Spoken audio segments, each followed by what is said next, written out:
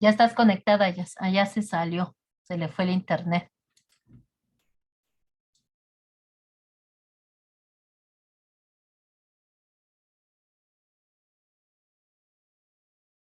Pues, yo creo que esperamos un minutito a ver en lo que se vuelva a conectar. No, vamos a orar, vamos a iniciar con oración y vamos a esperar que vuelva a conectar Yazaret. Declaramos iniciada la reunión de estudio de Primera Tesalonicenses, capítulo 3, en este día, el 22 de octubre. Y vamos a darle gracias al Señor de que ya estamos reunidos y ya está todo listo para iniciar el estudio, conferencia de el capítulo 3 de Primera Tesalonicenses. Bendito Dios y Padre, gracias por tu misericordia. Ponemos en tus manos, Señor, este estudio. Que aquí está, que la fluya, Señor, la comunicación de todos los que hemos de participar. Nos ponemos en tus manos. ¿Cómo la desbloqueo? Mamá, ¿cómo la desbloqueo?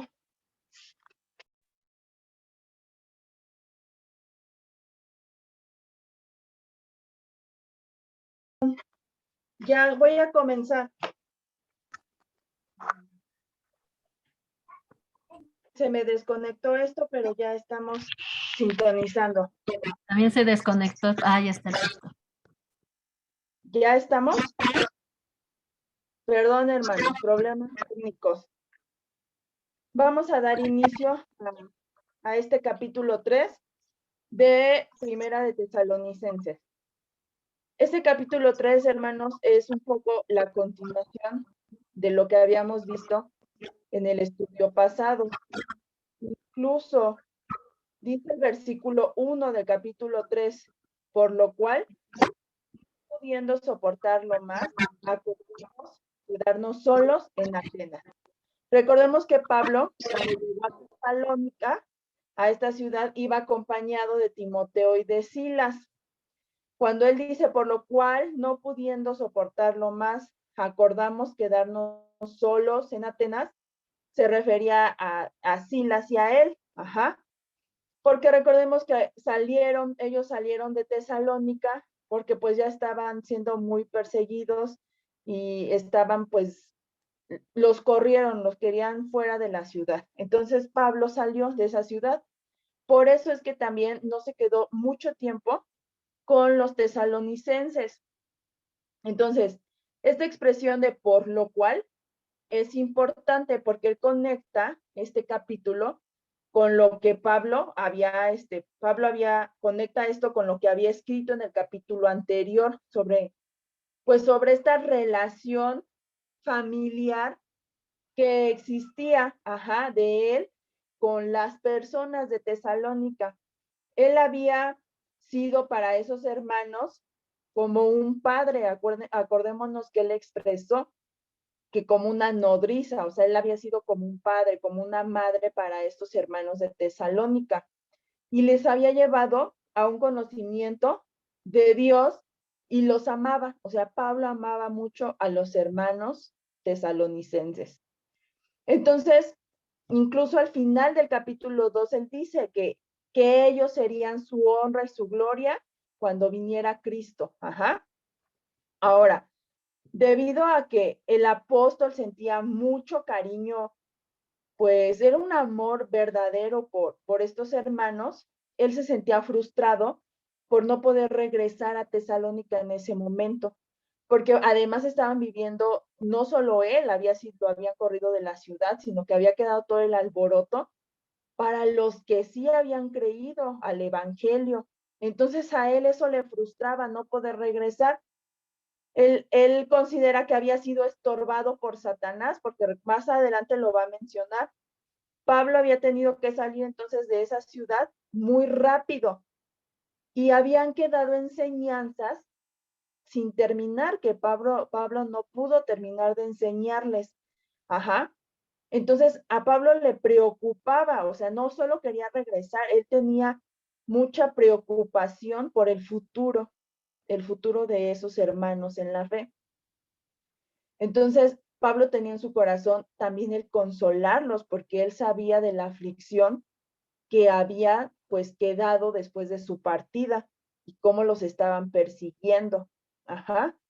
Entonces, esta ansiedad que Pablo expresa, que dice no pudimos soportarlo más y nos quedamos solos y decidimos esto, o sea, después manda a Timoteo y lo vamos a ver. O sea, aquí Pablo está enseñándonos, hermanos, cómo era el amor, el trabajar el amor en la práctica de la vida cristiana. O sea, él sentía tanto amor que de verdad le preocupaban estas situaciones de los hermanos. O sea, él pudo haber dicho, pues ya conocieron, ya ellos y su fe y es su bronca. Y yo me lavo las manos y me voy. Pero él está enseñando cómo el amor lo movía a tener preocupación por estos nuevos hermanos en la fe. Después dice el versículo 2, y enviamos a Timoteo, nuestro hermano, servidor de Dios y colaborador nuestro en el Evangelio de Cristo, para confirmaros y exhortaros respecto a vuestra fe. Entonces dice, nuestro hermano servidor de Dios. Servidor no es un título oficial y no connota a un ministro ordenado en el sentido moderno del término. La palabra servidor, o sea, más bien, se designa a uno que rinde servicio a otro. Alguien que da un servicio a otro de cualquier tipo de servicio. Eso es un servidor. Aquí dice que era un servidor de Dios, o sea, Timoteo prestaba sus servicios para Dios. Pablo quería que Timoteo, cuando lo manda a regresar con los hermanos de Tesalónica, Pablo quería que hiciera dos cosas, que los confirmara en la fe y los exhortara. Ambas cosas eran necesarias, pero confirmar era primero. La exhortación solo puede venir cuando realmente hemos sido afirmados y confirmados en nuestra fe y en la dirección correcta. Porque de otra manera, si somos exhortados, no es la manera correcta. O sea, si no estamos afianzados en la fe, confirmados, si llega alguien y nos exhorta, puede que no se tome a bien esta exhortación. Por eso primero tenía que confirmarlos y después exhortarlos. Entonces, Pablo envía a Timoteo y era para inspeccionar en qué estado ellos se encontraban. Ajá. Y si ellos se encontraban en un estado donde su fe menguara por estas aflicciones que ellos estaban viviendo, pues la intención de Pablo era que Timoteo los ayudara. Ajá. Dice el versículo 3, a fin de que nadie se inquiete por estas tribulaciones, porque vosotros mismos sabéis que para esto estamos puestos. Una vez que los tesalonicenses fueran confirmados y exhortados, pues no serían inquietados por estas tribulaciones que dice Pablo. Ajá. El ministerio de Timoteo, que era un servidor de Dios, les ayudaría a soportar sus dificultades presentes. Ahora, sin un buen entendimiento de la verdad referente al lugar del sufrimiento en la vida de un creyente, nos encontramos en un gran peligro de ser inquietados en nuestra fe. Pablo dice, vosotros mismos sabéis que para eso estamos puestos. Él sabía y quería que los hermanos supieran que la aflicción era parte de la vida del creyente. Entonces, Pablo quería que supieran que su tiempo de sufrimiento presente estaba bajo el control de Dios. Sí es cierto, estaban sufriendo, había aflicción, había prueba, pero también Pablo quería que supieran que Dios tenía el control de toda esa situación. Ajá. Y estas eran las aflicciones para las que habían sido puestos.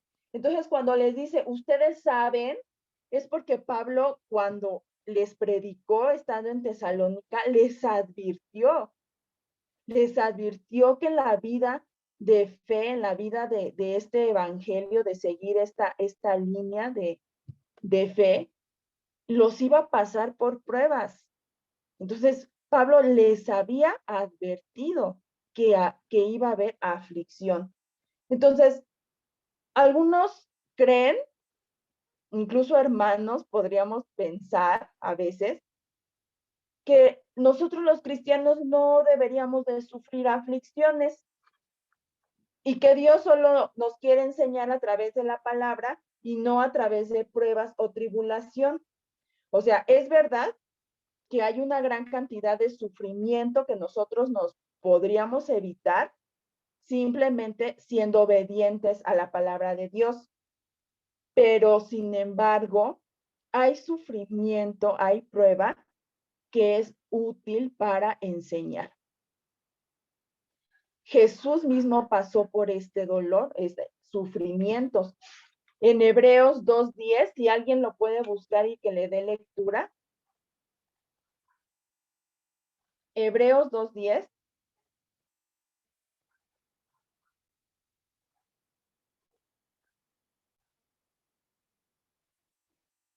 Si alguien le quiere dar lectura, hermanitos. Amén.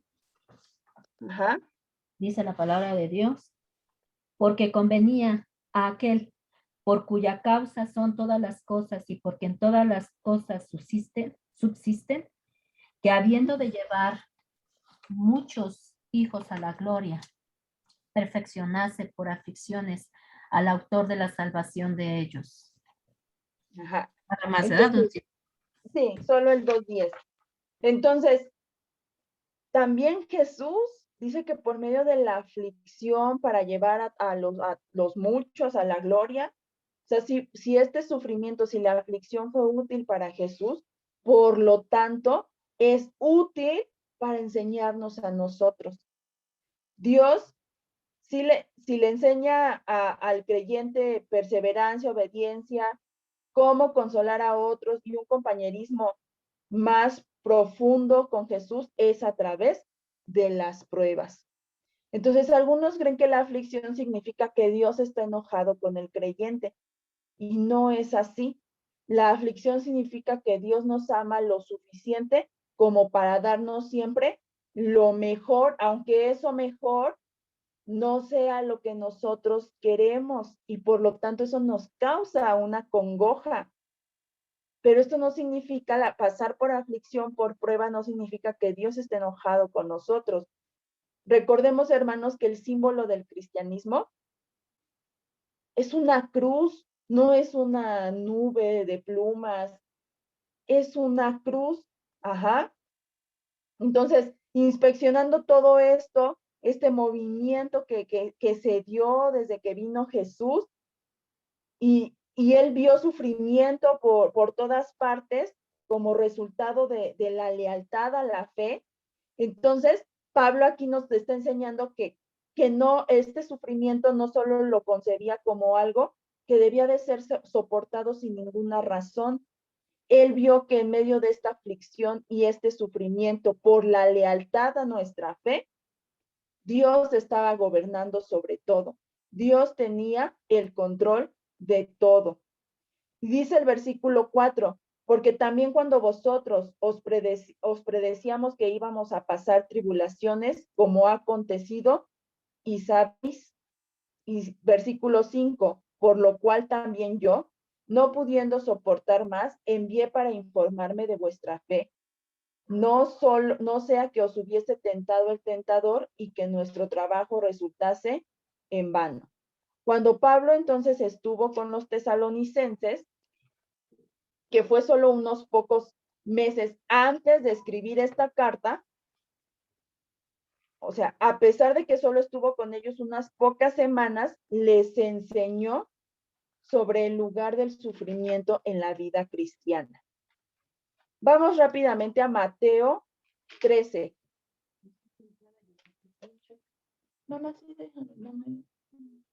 Mateo 13, por favor. Amén. ¿sí? Mateo 13, solo vamos a leer del 18 al 23, pero esta, hermanos, la conocemos muy bien, es la parábola del sembrador que relató Jesús. Él describió cómo algunos se alejan al ver la tribulación y la persecución por causa de la palabra.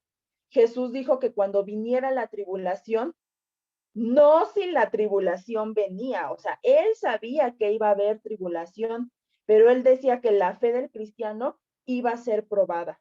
Pablo sabía esto y como un buen maestro de la palabra, él le advirtió a los tesalonicenses.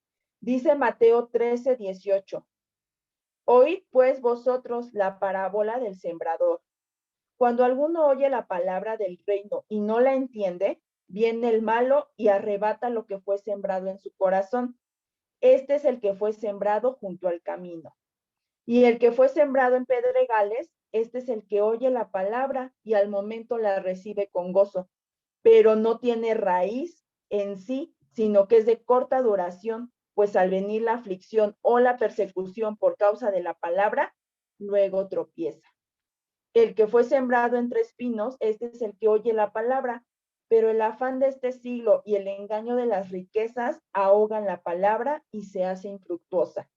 Mas el que fue sembrado en buena tierra, este es el que oye y entiende la palabra y da fruto y produce a 100, a 60 y a 30 por uno. Entonces, debemos estar alertas, porque la prueba y la aflicción vienen. Y Pablo, si les advirtió a los hermanos en Tesalonicenses, entonces, hermanos, si debemos estar alertas, la prueba, la aflicción no debe tomarnos por sorpresa. Cuando venga la prueba y cuando venga la aflicción, ¿qué era la preocupación de Pablo? Que su fe menguara, y muchas veces así nos impacta, mengua nuestra fe cuando vemos la prueba y la tribulación. No debe tomarnos por sorpresa. Debemos estar firmes, permanecer en Dios, en Cristo Jesús. Versículo 6.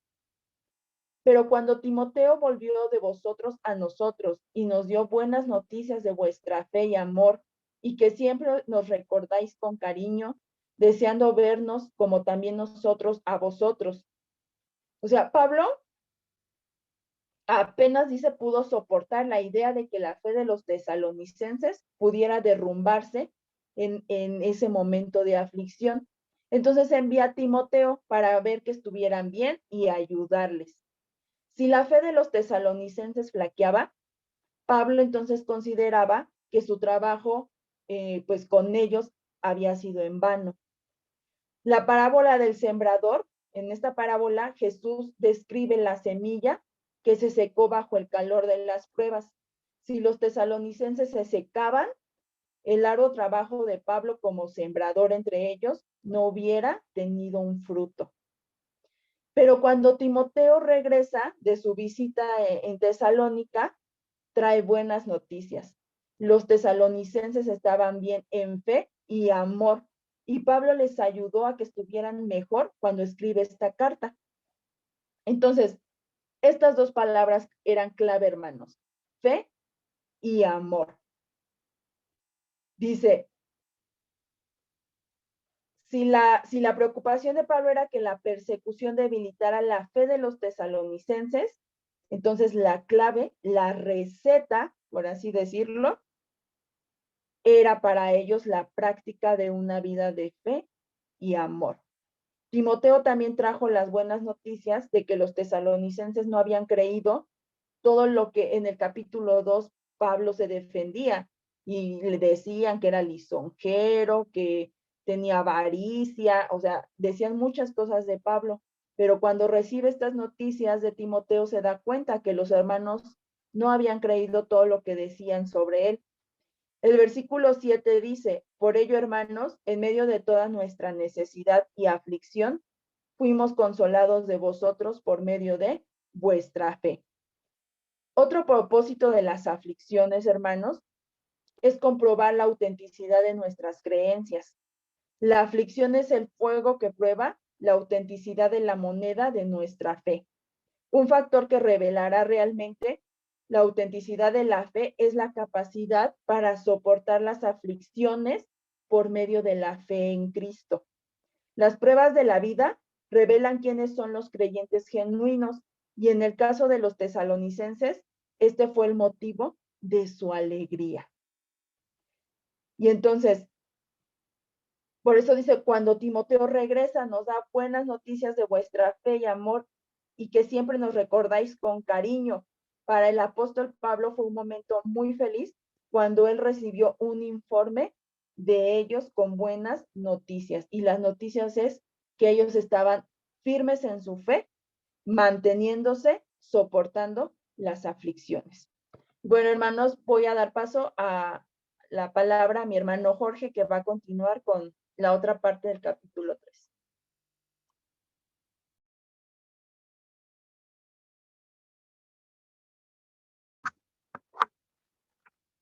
Muchas gracias, Yazaret. Tomo la palabra con gozo y confianza. Voy a retomar como tú dejaste el estudio hablando de la fe. Y porque dice el versículo 7, por ello, hermanos, en medio de toda nuestra necesidad y aflicción, fuimos consolados de vosotros por medio de vuestra fe. ¿Qué tiene la fe que viene a consolar? ¿Qué tiene la fe en el creyente que trae grandes bendiciones? ¿Qué tiene la fe en el creyente que trae esperanza? Pues tiene todo, ¿verdad? Y yo hice algunas anotaciones. La fe es señal de vida espiritual. Muchas personas escuchan la palabra y la han escuchado en diferentes momentos. Han escuchado predicaciones en el mismo redes, en las redes hay predicaciones. La palabra de Dios abunda. Las personas la escuchan. Pero ¿cuántas de esas personas, como resultado de la palabra, adquieren el camino de la fe? ¿Cobran fe en su vida? No lo sabemos ni estamos para juzgar a nadie. Pero indudablemente la fe es señal de que existe vida espiritual en la persona. Si no hay fe, pues habrá sabiduría humana, habrá información, pero de ninguna manera hay vida espiritual. Y la fe es señal de que hay vida espiritual, de que la persona está viva espiritualmente. Pero la fe no en cualquier situación o en cualquier cosa. La fe tiene que estar asentada correctamente. Nos parece que el capítulo 3 de Romanos, versículo 23, vamos a ir a Romanos 3, 23. Si alguien lo encuentra, me agradaría que lo leyera, de Romanos 3, del 23 al 25. Amén, pastor. Adelante. Dice así la palabra de Dios en el libro de Romanos capítulo 3, versículos del 23 al 25.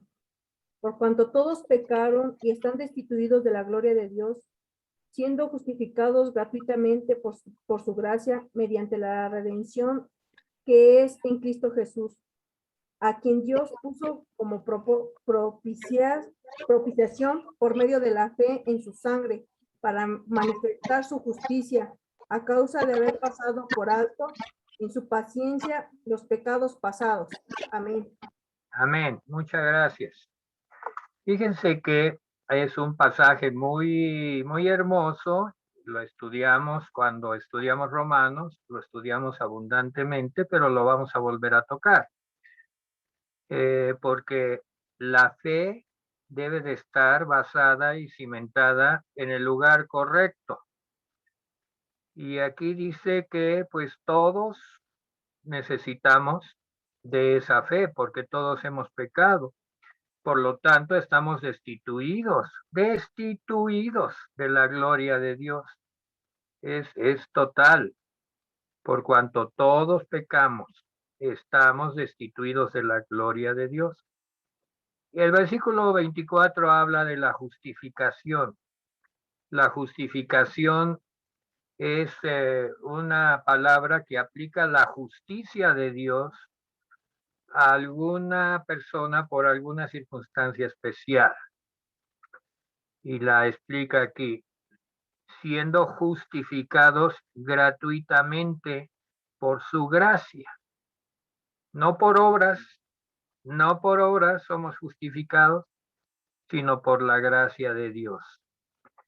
Mediante la redención, la palabra redención es una palabra del Antiguo Testamento que habla de que alguien es comprado, es redimido por un precio. Y en este caso vamos a ver el precio. Mediante la redención que es en Cristo Jesús, a quien Dios puso como propiciación, como precio. Exactamente. El precio que Dios pagó por el pecador para poderlo justificar es Cristo Jesús, su Hijo. Dios lo puso como propiciación. Y aquí está el medio. Tiene que existir esa conexión entre el don gratuito de Dios y el creyente para que el creyente se salve y tenga vida espiritual y prospere en la vida espiritual para el reino de Dios.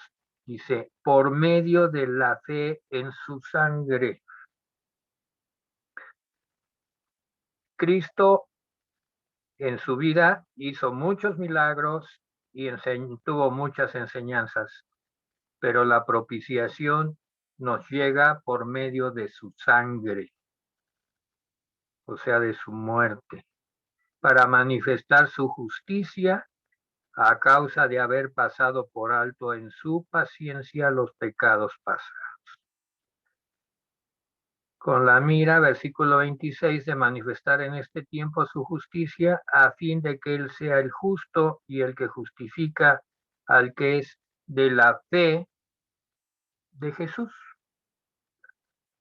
Es pues esa fe a la cual se refiere Pablo. Es la fe salvífica, es la fe que sostiene al creyente, es la verdadera fe bíblica, no la fe en fábulas o en dichos, sino la fe verdadera, la fe bíblica. Es la que sostiene y la que le da a Pablo ese gozo, esa certeza por medio de vuestra fe, versículo 7. Pablo es consolado. Y miren, ya lo hemos visto y creo que todo Tesalonicenses habla de evangelismo, habla de predicar la salvación por medio de la fe y que haya gozo, que haya dirección y que haya poder para esto por medio del Espíritu Santo. Así pues que la fe es la experiencia de creer y es algo activo. Todos estos son señales para que tú, yo, hagamos un diagnóstico de nuestra vida y digamos, realmente creo, realmente soy un creyente, realmente tengo vida espiritual, realmente tengo la experiencia de creer y esa experiencia es algo activo en mi vida. Pablo decía que cuando Timoteo le informó a Pablo que efectivamente había creyentes de esa calidad en Tesalónica, Pablo se puso feliz. Y empieza el versículo 8 diciendo, porque ahora vivimos es lo que nos da vida. Al maestro de la palabra, al predicador, al pastor, al discipulador, al que tiene vida espiritual y que la está compartiendo, su vida, su verdadera vida está cimentada en ver que los creyentes tienen una fe verdadera y están creciendo en base de esa fe.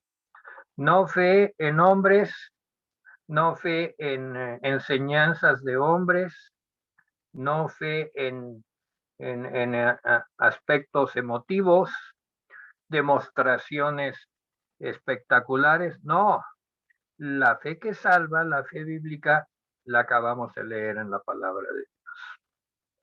No nos confundamos, y Pablo no se confundía. Desde aquella época había personas que querían desviar a la iglesia de la verdadera fe, porque estaba el tentador. Aquí lo menciona. Y el tentador procura que el trabajo para la obra de Dios se vuelva vano. Pero la palabra de Dios, que es poderosa, nos mantiene en victoria contra el tentador. Dice versículo 8, porque ahora vivimos si vosotros estáis firmes en el Señor. Otra frase que hemos de explicar, ¿qué significa estar firmes en el Señor? Nos cuesta trabajo, a mí me costó trabajo entender y todavía cada día aprendo algo más sobre qué significa estar firme en el Señor. Pues estudiemos la palabra Señor. ¿Qué significa la palabra Señor? ¿Y por qué abunda la palabra Señor con mayúscula en la Biblia? Señor, busqué sinónimos en la palabra de Dios. No hay ninguno exacto, pero todos tienen algo que decir. Amo, Señor quiere decir amo. Alguien que es en aquella época en que Pablo vivió, había siervos que debían su vida al amo, a su señor. Entonces, ese señor tenía potestad sobre sus siervos. Y eso significa señor, amo. También Cristo, el ungido, el señalado por Dios. Dueño, Señor significa dueño. Literalmente eso significa el Señor, dueño, dueño de tu vida. Jesús, el Maestro, Señor Jesucristo. Y cuando dice estar firmes en el Señor, ¿qué está queriendo decir? Vamos a algunos textos en Lucas. Lucas 2:11. Cuando Cristo es anunciado, si alguien tiene Lucas 2:11, ¿lo puede leer? Amén. Que os ha nacido hoy en la ciudad de David un Salvador, que es Cristo el Señor. Aquí está mencionado por primera vez el título de Señor para Cristo. Todavía estaba el nacimiento de Cristo, y es señalado por los ángeles. El ángel que dijo, no temáis, os doy nuevas de gran gozo para todo el pueblo, que os ha nacido hoy en la ciudad de David un Salvador, Cristo el Señor. Los títulos son importantes en la Biblia, y el título de el Señor, con mayúscula, solamente se le adjudica a Cristo, Jesús, Cristo. En Lucas 6:46. ¿Alguien más que lea Lucas 6:46?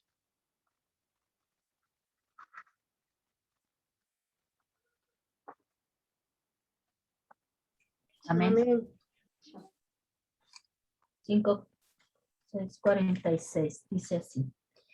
¿Por qué me llamáis Señor, Señor, y no hacéis lo que yo digo?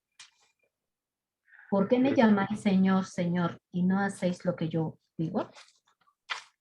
El mismo Cristo, al estar enseñando, se refirió al título Señor, al cual le adjudicaban ya desde entonces sus discípulos y los que lo seguían. Y les pidió que no usaran en vano el título Señor. Porque si tú le llamas Señor, quiere decir que estás dispuesto a hacer lo que Él diga. Eso significa Señor. Cuando tú le llamas a Cristo Señor, es que estás dispuesto a obedecerlo. Y aquí no estaban dispuestos a obedecer. Y Él los reprocha y les dice, ¿por qué me llamáis Señor? Señor, y no hacéis lo que yo os digo. Vean la importancia del título de Señor. Vamos a Lucas 23:34. ¿Alguien más lo lee? Lucas 23:34. O de los que ya han leído, no importa. Me gusta escuchar sus voces. No sentirme aquí solo. Lucas 23:34. Amén. Dice así, y Jesús decía, Padre, perdónalos porque no saben lo que hacen. Y repartieron entre sí sus vestidos echando suerte.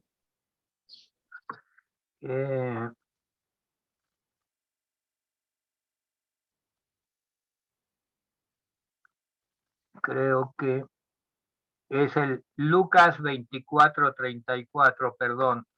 ¿Quieres leer Lucas 24:34? Sí, amén. Que decían, ha resucitado el Señor verdaderamente y ha aparecido a Simeón. ¿Es ese pastor? Sí, es todo. Lo que quiero enfatizar es que aquí los discípulos le dan el título de Señor a Jesucristo, a Jesús el Cristo, Jesucristo, le dan el título de Señor en la resurrección. Aquí recibe el título de Señor ya resucitado. Y finalmente, para dejar bien claro el título de Señor y que quede muy claro quién es el Señor y para nosotros quién es el Señor, vamos a 1 Corintios 8, versículo 4. ¿Quién lo lee? 1 Corintios 8, versículo 4. Yo, pastor. Adelante.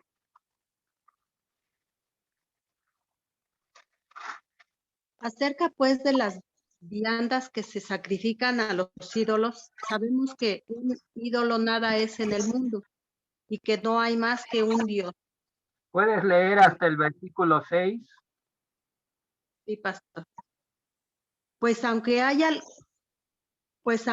algunos que se llaman dioses, sean en el cielo o en la tierra, como hay muchos dioses y muchos señores, para nosotros, sin embargo, solo hay un Dios, el Padre, del cual proceden todas las cosas, y nosotros somos para Él y un Señor, Jesucristo, por medio del cual son todas las cosas, y nosotros por medio de Él. ¿Quieres repetir el versículo 6? Este versículo es fundamental y todos debemos de aprenderlo.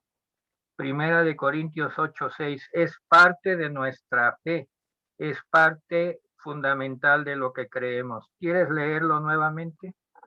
Sí, pastor.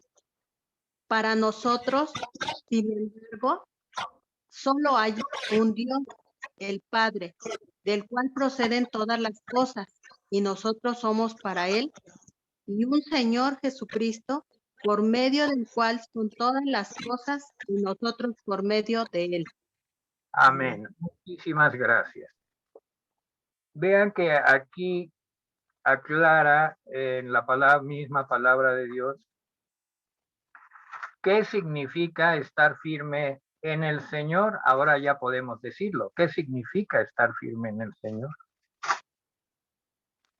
Pues significa, primero, que sabemos quién es el Señor, qué significa ser el Señor, y por medio de la fe nos mantenemos unidos en un vínculo de obediencia al Señor. También hay un Dios y Padre del cual proceden todas las cosas, y un Señor, Jesucristo, por medio del cual las recibimos.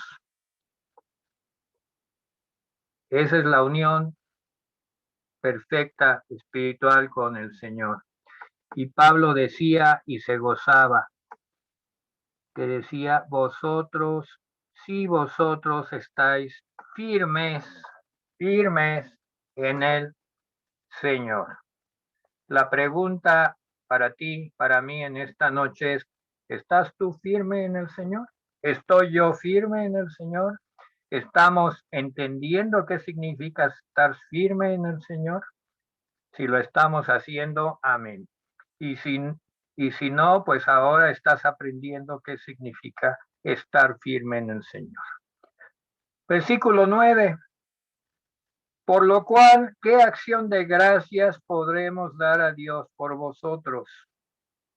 Por todo el gozo con que nos gozamos a causa de vosotros delante de nuestro Dios. Aquí Pablo hubiera tenido la oportunidad de colgarse algunas medallas, de decir, yo me esforcé y gracias a mí, a mi trabajo y al de Timoteo, pues hemos logrado arrancarlos de la ignorancia y llevarlos al conocimiento de Cristo, pero no lo hace así. Pablo no se atribuye mérito alguno. Vean qué humildad, la humildad del verdadero siervo de Dios. Pablo no se atribuye mérito. Pablo da gracias a Dios. Da gracias a Dios, le da todo el mérito a Dios. Lo viene a confirmar en 1 Tesalonicenses 1:2, allí mismo, démosle vuelta a la hoja. ¿Y qué dice alguien que lea? 1 Tesalonicenses capítulo 1, versículo 2. Amén. Dice, damos siempre gracias a Dios por todos vosotros, haciendo memoria de vosotros en nuestras oraciones. Gracias a Dios. Ahora el capítulo 2, versículo 13.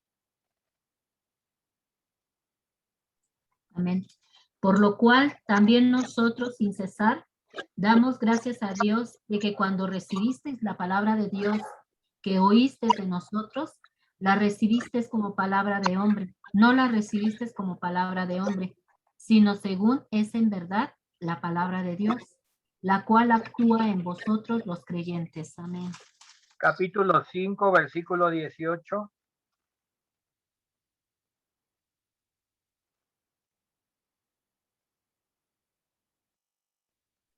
¿Quién lo Amén. lee? Dice, dad gracias en todo, porque esta es la voluntad de Dios para con vosotros en Cristo Jesús. Amén. ¿Qué nos enseña Pablo? No gloriarnos a nosotros mismos por cualquier avance que veamos en los hermanos, sino darle gracias a Dios. Gracias a Dios. Acciones de gracias. Versículo 9, lo leo yo. Por lo cual, ¿qué acción de gracias podremos dar a Dios por vosotros? Por todo el gozo con que nos gozamos a causa de vosotros delante de nuestro Dios. Fíjense una cosa tan hermosa. Dios es el que produce la fe en el creyente y Dios es el que recibe al creyente con fe. Nosotros solamente hacemos a nuestras fuerzas y en nuestro entendimiento la voluntad de Dios. Pero lo que viene de Dios viene y a Dios regresa. Esa es la ley que estamos aprendiendo aquí. Versículo 10, orando de noche y de día con gran insistencia para que veamos vuestro rostro y completemos lo que falta a vuestra fe. Vamos a ver de este versículo dos temas: oración, oración y oración. Pablo siempre está orando de noche y de día. Cuando tú dices, es que no es la hora de oración, todas las horas son horas de oración, de noche y de día, y con gran insistencia. ¿Eres tú de los que oran así? ¿Soy yo de los que oran así? ¿Somos nosotros los que oramos así, de noche y de día, con gran insistencia? Pidámosle al Señor, esta virtud. Es una gran virtud que Pablo nos está enseñando. Y nos dice para qué. Miren, para que la familia de Dios, la familia de Cristo se pueda mantener unida, necesita oración, para que podamos ver vuestro rostro. Y para que completemos esta palabra de completar, es una palabra muy interesante en griego, se llama catarizo. Ahí en donde estás, repítela, catarizo. Y catarizo, a completar, que es esta palabra que usó Pablo, significa acomodar algo para que tenga su uso adecuado y pleno para dar fruto. Muchas veces el creyente tiene los elementos de la fe, pero los tiene un poquito desordenados, no han sido enseñados de una manera metódica y se pierde, se extravía. Por ejemplo, a mí me costó trabajo entender qué significaba Señor y poco a poco lo he estado entendiendo y lo enseño. El Señor, ¿qué significa decirle a Jesús Señor? Ese lazo de obediencia, ese vínculo. Si no te ha sido enseñado, pues tú lo puedes decir, y como dice allí en Corintios, que hay muchos señores y muchos dioses en el mundo, pero hay uno solo para nosotros. Y lo dice muy claramente. Y ese puede ser un tema, ¿verdad?, que está un poco desacomodado, y viene un maestro como Pablo o Timoteo y acomoda en el entendimiento del creyente los conocimientos y las revelaciones para que tenga un uso adecuado y pleno. A veces por una enseñanza inadecuada el creyente se está perdiendo de grandes bendiciones. No pierde la salvación, pero sí se extravía y le falta el conocimiento pleno para dar fruto. Hay estadísticas de la iglesia cristiana en general de cuántas son las personas que tienen la capacidad de llevar a otras personas al conocimiento de Cristo. Y ha habido investigadores que han hecho encuestas y se han dado cuenta que no todos los cristianos que asisten a las iglesias tienen la capacidad doctrinal para explicarle a alguien lo que significa la salvación y llevarlo al conocimiento de Cristo. Vean la importancia que tiene todo esto. El Señor quiere que su iglesia se convierta en una iglesia que tenga conocimiento para poder ganar las almas para el tiempo en el cual estamos viviendo, y vamos a entenderlo por qué. Orando, versículo 10, orando de noche y de día con gran insistencia para que veamos vuestro rostro y completemos lo que falte a vuestra fe. Vean que la fe siempre está evolucionando. siempre en la misma dirección, pero es algo activo, es algo activo. Versículo 11, mas el mismo Dios y Padre nuestro,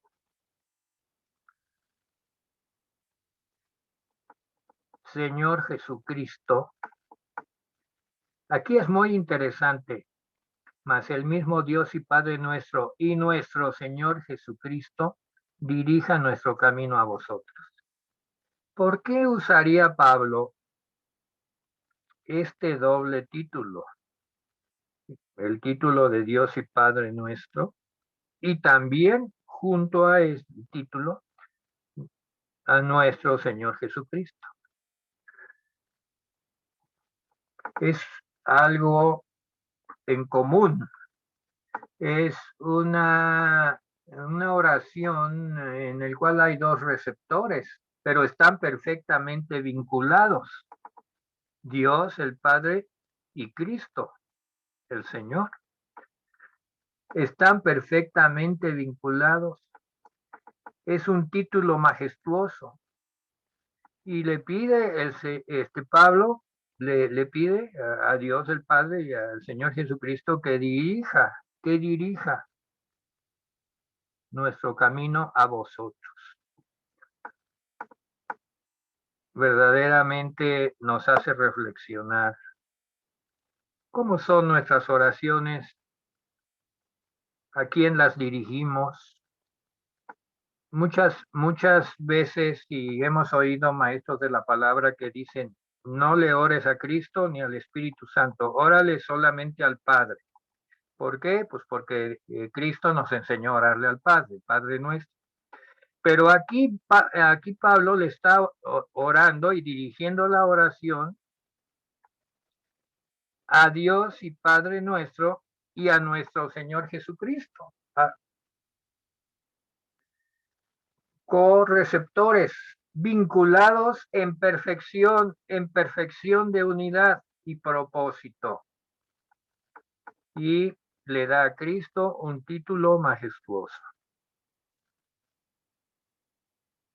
¿Por qué?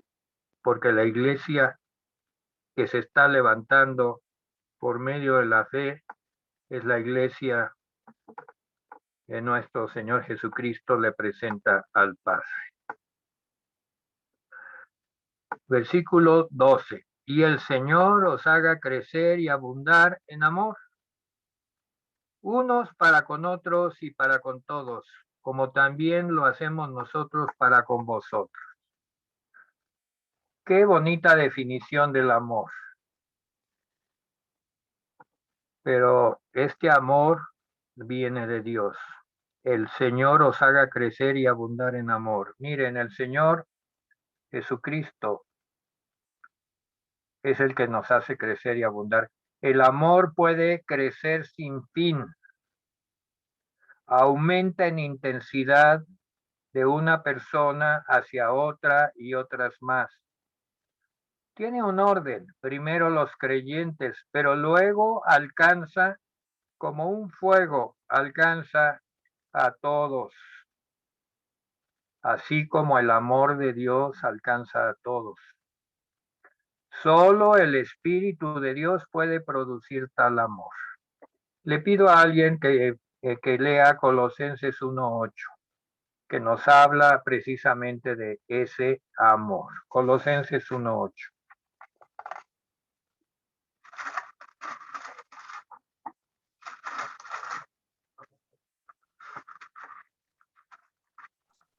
Amén.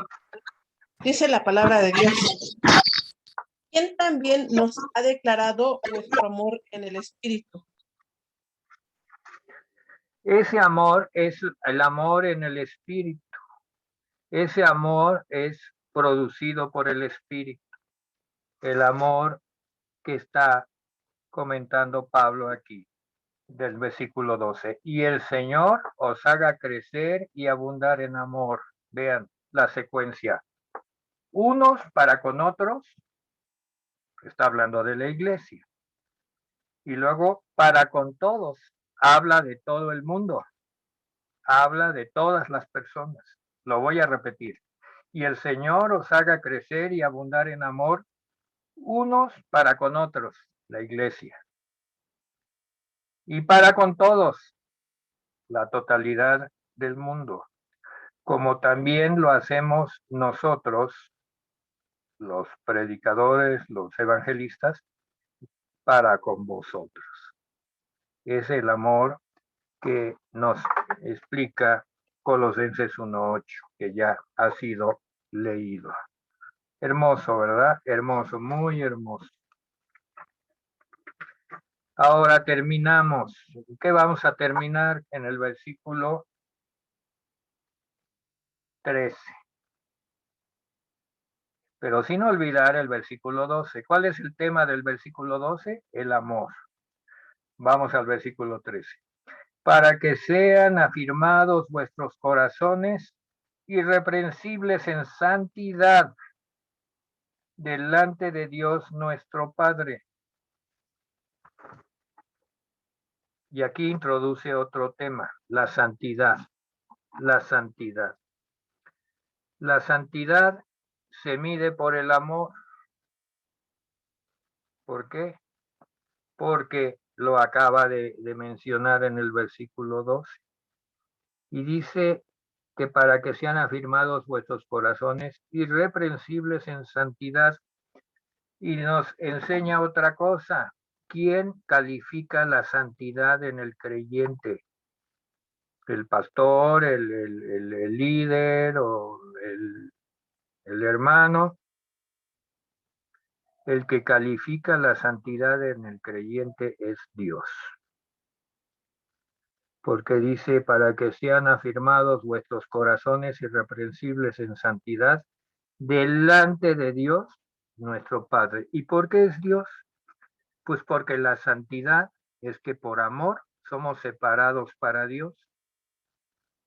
La santidad quiere decir que por amor somos separados para Dios. ¿Y cuál es el enemigo de la santidad? El egoísmo. El egoísmo empaña la santidad. El egoísmo nulifica la santidad. Era la gran discusión del Señor Jesús con los fariseos.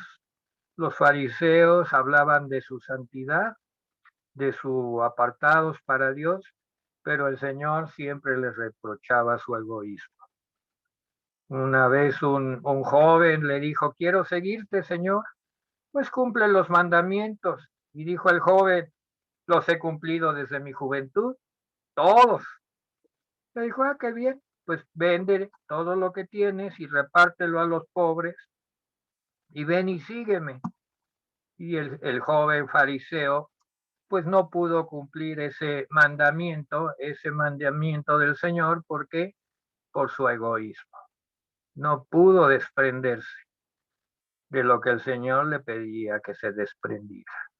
Si estamos apartados y separados para Dios por amor, pues hemos de estar dispuestos a desprendernos de todo aquello que nos estorbe ese estar separados para Dios. Y si no estamos dispuestos, pues que Dios califique, ¿verdad? Porque solo Dios es quien juzga la santidad. Y en el mismo versículo 13, ya preparado el escenario del amor y de la santidad, que son los dos elementos, ¿verdad? La fe, el amor, la santidad, que es una consecuencia de esto. Dice, para que sean afirmados vuestros corazones irreprensibles en santidad delante de Dios nuestro Padre, en la venida de nuestro Señor Jesucristo con todos sus santos. No tenemos tiempo ni nos pide el capítulo profundizar más, pero sí dice que la venida del Señor Jesucristo es con todos sus santos. La venida del Señor con sus santos. Y por sus santos, ¿qué es lo que estoy diciendo? Que se trata de lo que llamamos más comúnmente el arrebato o el rapto de la iglesia. No es el día del Señor, No es la segunda venida de Cristo que está aquí anunciando, no. Recordemos que uno de los motivos de la carta a los tesalonicenses era que la misma iglesia, los creyentes de Tesalónica, le habían mandado preguntar a Pablo qué iba a pasar con los hermanos que habían fallecido y que cuándo vendría el Señor, que Pablo les había predicado la venida del Señor y ellos querían saber los tiempos. El Pablo no les contesta sobre los tiempos, sí les contesta sobre las condiciones que debe existir en la vida del creyente, pues ya vimos fe, amor, santidad y preparación activa, y que los creyentes que ya habían partido están con el Señor y vendrían con Él, y a esos les llama sus santos. Entonces aquí habla de una reunión del Señor Jesucristo con sus santos y la iglesia que esté todavía en la tierra. Este evento, por lo tanto, este evento brevemente señalado, cierra la actividad de la iglesia en la tierra. Termina el ciclo de actividad de la iglesia en la tierra. Así de breve, pero así de importante. No dice cuándo, no da más detalles, los da más adelante en el capítulo 4 y más adelante, pero pues con este evento terminamos el estudio de hoy.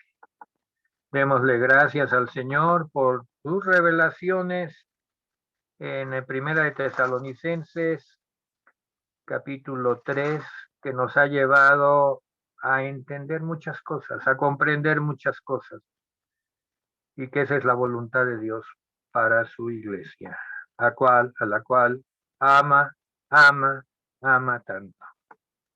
Oremos. Gracias, Señor, porque podemos despedirnos con paz, Señor. Hemos leído tu palabra, la hemos discernido, nos has dado la sabiduría y la comprensión y el entendimiento.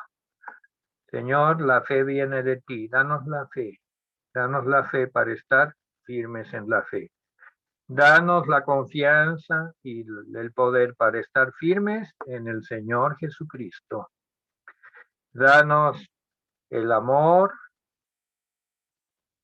y danos la santidad, que es esa separación para ti, Señor, y que vayamos entregando toda nuestra vida y santificando por medio de tu palabra y de tu Espíritu, y todo por medio del Espíritu Santo que está entre nosotros.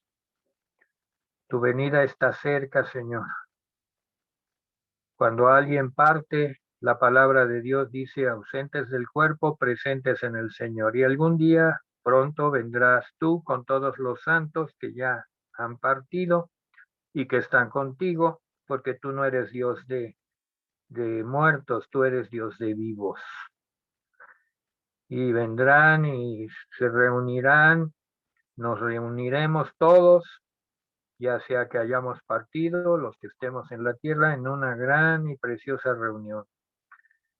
Que tú, Señor, nos estás pidiendo que trabajemos para que esto se cumpla. Te damos muchas gracias porque guiados por tu palabra podemos estar seguros. En el nombre de Jesús, nuestro Señor. Amén. Hemos terminado la reunión. Muchas gracias. Gracias, bendiciones. Gracias, pastor. Bendiciones. Bendiciones, hermano. Gracias, ya